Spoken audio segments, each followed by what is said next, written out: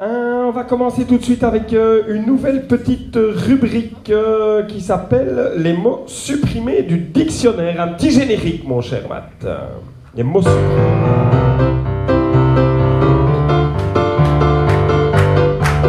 Merci. Magnifique. Avec un mot qui donc est supprimé du dictionnaire. J'ai trouvé ça sur Internet. Il semblerait qu'on ait supprimé un certain mots.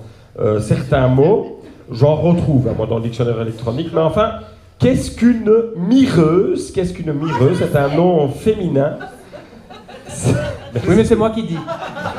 Qu'est-ce qu'une mireuse, nom féminin? M-I-R-E-U-S-E.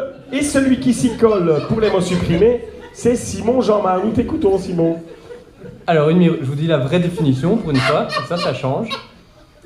Une mireuse, c'est une personne qui examine les œufs en transparence afin d'en évaluer le calibre et d'en vérifier l'état de fraîcheur. C'est juste? C'est bon? Oui. Ok. Alors, aujourd'hui, c'est fait par une machine. Enfin, les machines existent en tout cas. Mais à l'époque, tout homme qui se respecte faisait vérifier ses œufs à la main, évidemment.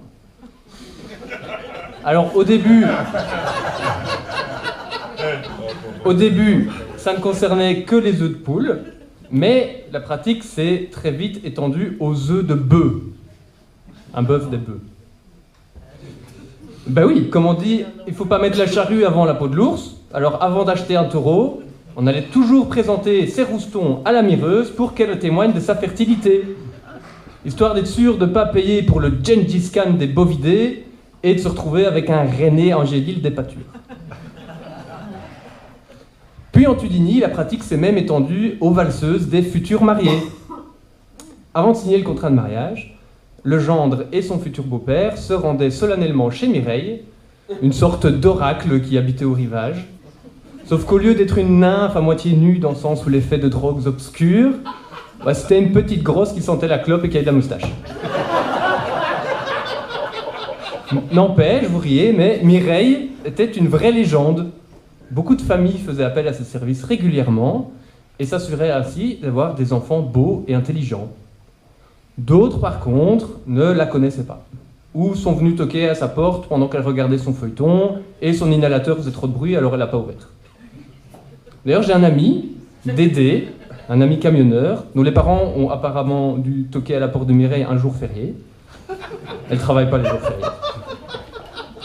Et mon ami Dédé prétend même qu'elle est toujours en vie quelque part.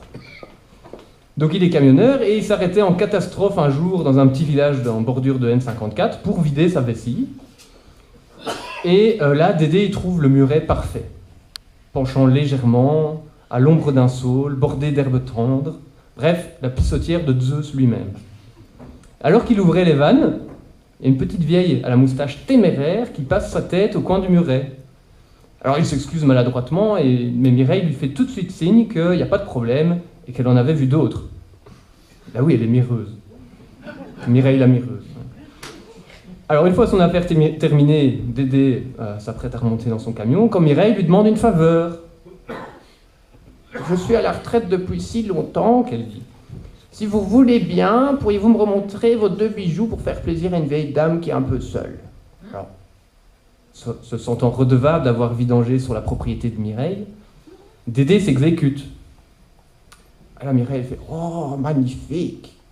Pourrais-je les toucher comme au beau vieux temps quand j'étais la grande mireuse du rivage ?» Alors là, Dédé, un peu hésitant, il bredouille un oui, au point où il en était. Alors Mireille prend délicatement les 2 roupettes de Dédé avant de dire de sa voix douce « On ne fait pas pipi sur le muret !»